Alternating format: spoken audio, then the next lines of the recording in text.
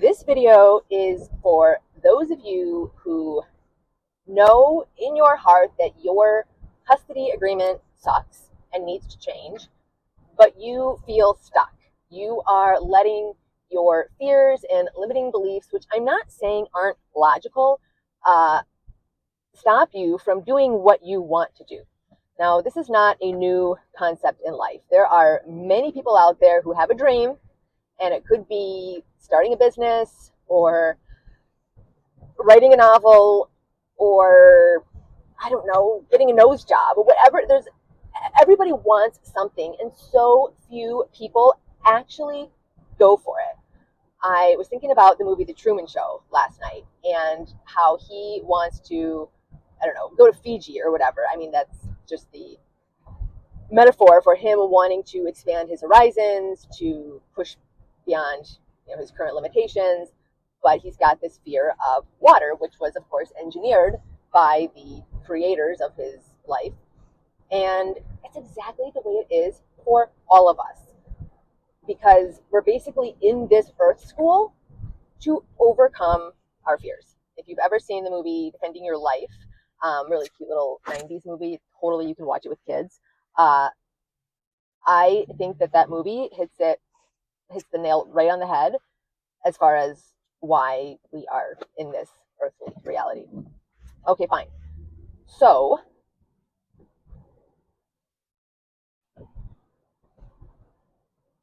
by the way, as I started recording this, I saw a license plate that said "Own It." And I cannot tell you how many times I'm recording one of these videos and I see a personalized license plate that is like perfectly in alignment with what I'm saying or about to say. So that's what I'm going to say to you. Own it. Stop asking for permission or waiting for an invitation that is never going to come. Nobody is going to come up to you and say, hey, I really think that the best thing for you and for your kids is that you go back to court and hold your ex accountable and change the parenting agreement, ask the court for relief.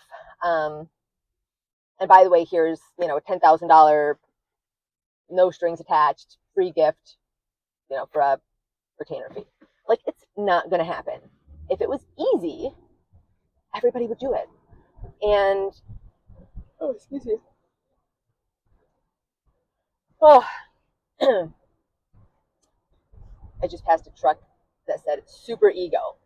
And that's what it is. It is your ego holding you back, which manifests in different ways for everybody.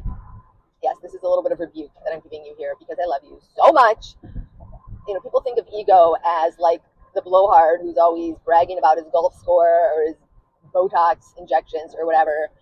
But ego is also our fears. It's also what keeps us small. It's also what keeps us ashamed and embarrassed and not wanting to take risks. And it looks different in everyone, but for women, very often, and I'm speaking to everybody, but let's face it, I am a woman. I am a woman, and I just find that to be a little bit more relatable in this context. With women, usually the ego manifests as not feeling like they're enough or feeling like they're too much, but in either case, some lack of self-confidence, some type of self-doubt,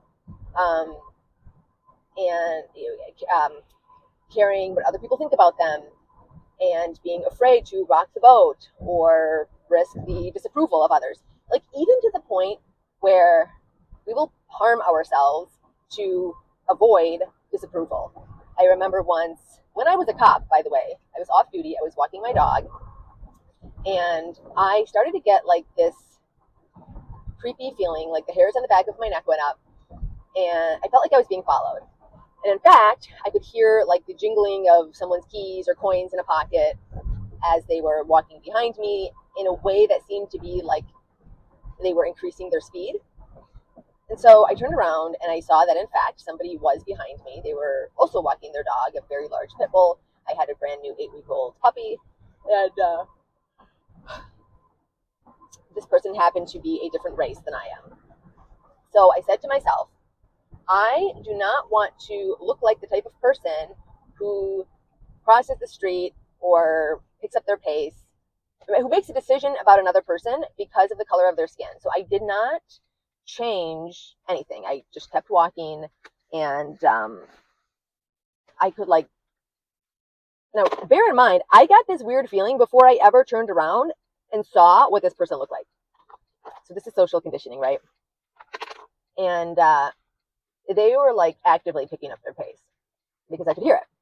And I was starting to feel like my body, my nervous system, my sixth sense, my intuition, all the danger signs that we as animals come equipped with were starting to alert me more and more strongly that this was a dangerous person. I can't explain why, but that's the message I was getting. And at a certain point, I said to myself, why am I not listening to my own guardian angel, which is what I think of as our intuition, messages that I need to protect myself? Why am I betraying myself just so some stranger won't think that I'm racist?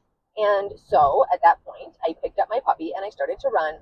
And what do you know? Sure enough, this guy chased me all the way back to my apartment complex, and I was able to get my key out of my pocket and get into my locked lobby, which had all these windows in the front. And he came right up to the glass and like pressed his body and face against it and was leering at me, clearly mentally ill and having some sort of enjoyment. I won't even say mentally ill. Like, I mean, I'm sure that was part of it, but just like not a good person, right?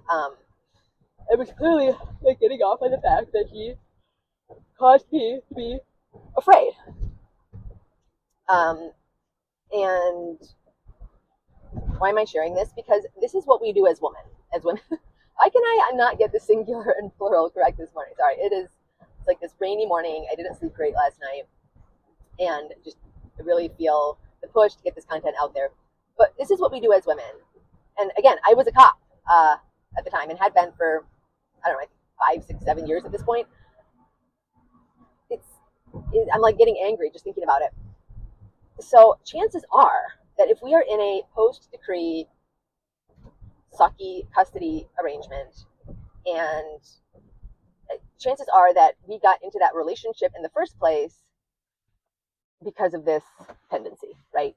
To not speak up, to not listen to our intuition, to ignore red flags, to, I don't know, be the nice girl and just agree with what society is telling us. And everyone's like, oh, you can't be anti-dad. And I'm not talking about being anti-dad. No, it's not about that at all. It's about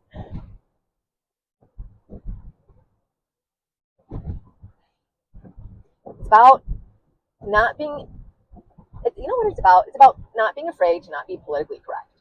All right. It is about trusting yourself. So many women get divorced and everybody tells them, whether it's their lawyer or the other moms in the divorce mom support group, everybody says, oh, if he wants 50-50, he's going to get it. So you may as well just agree to it. Don't go through the fight. Blah, blah, blah. And I'm not saying, first of all, if you got that advice and you listen to it, this is not about feeling shame or regret or anything like that. We are where we are, and we have to know that spiritually, Kabbalistically, however you want to put it, we are meant to make certain mistakes, because the test is, how will we respond afterwards? Will we respond by falling into shame and depression, which is totally non-productive and will net you nothing? Or will we be like, okay, I did what I did, younger me did what she did, and now I'm gonna deal with it. And by deal with it, I don't mean grin and bear it. I mean, that's one choice, but it is a choice, right? What choice am I going to make now? And is that choice fear-based? Because if it is fear-based, then what do they say? The fruit follows the seed, and our consciousness is always the seed of any action.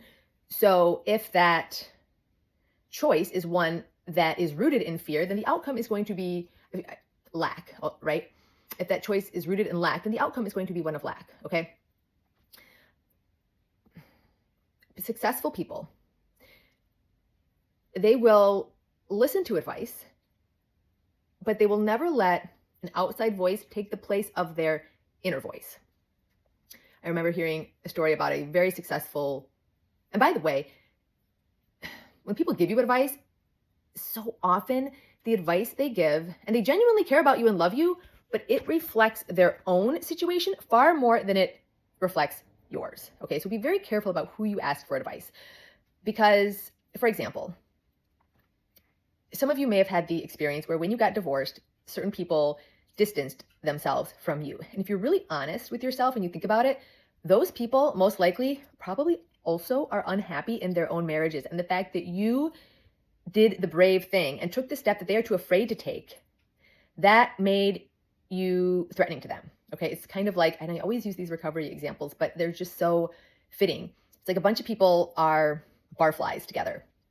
They meet up at the bar every day after work, or maybe they're not going to work and they're just sitting in the bar all day, whatever. And, drinking all night and spending all kinds of money and doing damage to their body. And then one person decides to get sober. Maybe they go through a 12-step program, or maybe they just like stop drinking, whatever. And all of a sudden, now their old bar buddies are like, oh, you're too good for us. Because it's threatening, right? People don't like change. It's scary. People are afraid to take risks because the reptilian fight or flight survival part of our brain basically says this: I'm alive right now. So if I look at the circumstances of my life and I'm alive, therefore the circumstances of my life must not change in order for my status of aliveness not to change. So if something changes, then I might not be alive anymore, and I really need to survive. So then somebody else makes a change, and not only do they continue to live, but life gets better. Or maybe they go through a healing crisis, a detox, and things appear to get a little bit worse, but then they get better, right? Got to go down to go up. It's like a trampoline. And then all of a sudden it's like, oh, wait a minute. If they could do it and I'm not doing it, and now this is also the ego, right? Then am I somehow less than? Well, I can't accept that I'm less than, so I therefore have to scorn, ridicule, or poo-poo their decision so I will feel safe, so I can be okay, all right? So if you are getting advice from other people who also their custody agreement sucks and they haven't done anything about it, and they're like, oh, it's not worth it, it's too expensive, family court is broken, family court sucks, blah, blah, blah. That's their story. Do not make that your story. I remember one of my favorite motivational speakers once was talking about how she was training for a marathon, and a friend of hers had also run a marathon, and she was warning her that at a certain point in the training you hit something called the wall, where like you just can't seem to get past, I don't know, that distance or time or whatever it is. And she's like, no, that, because like she listened, she was like open to it, but she also said, not necessarily, just because that happened to you does not mean it's going to happen to me. So just because somebody else says their experience in family court sucked, it doesn't mean that yours is going to. And it's very dangerous to take that. It's very dangerous any time to let someone else's voice become your inner voice. And that's, by the way, what a lot of education tries to do, to indoctrinate you. Marketing, obviously, but also con men, perpetrators, abusers. They will talk and talk and talk and try to use their words to overcome your own inner voice. All right. And if they're like constantly loud, and why do you think that abusers all seem to have this consistent, they all play from the same playbook, but one thing that they seem to have in common is they don't want their victims to sleep. Why? Because if you're quiet, if you're meditating, if you're dreaming, then you're connected to your source, and your source loves you and doesn't want you to be abused. So it's going to tell you, hey, get out of there, right? If you are healthy, you're going to walk away, and you are their source, because they are so disconnected from their own source that if you become connected to your source or connected more strongly, then that's threatening. Okay, so where was I?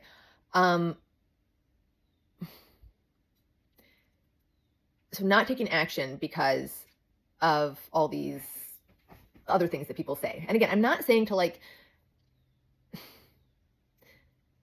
be reactive or rebellious, but really to trust yourself, because nobody is going to do it for you. Okay.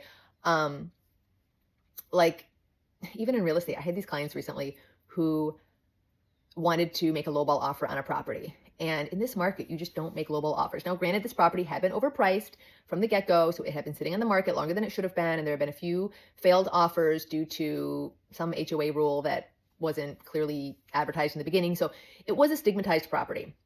However, that being said, the offer was really low, and I felt like not only was it not going to be successful, but it was going to anger the seller, who was going through some very difficult personal circumstances, and she wasn't even going to want to work with my buyers.